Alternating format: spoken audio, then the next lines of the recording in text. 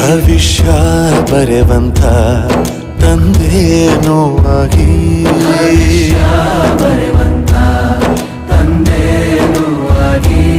ಚಂದದ ಜೀವನನ ನೀಡಿರೋ ಗುರುಗಳು ನಮ್ಮ ಗುರುಗಳು.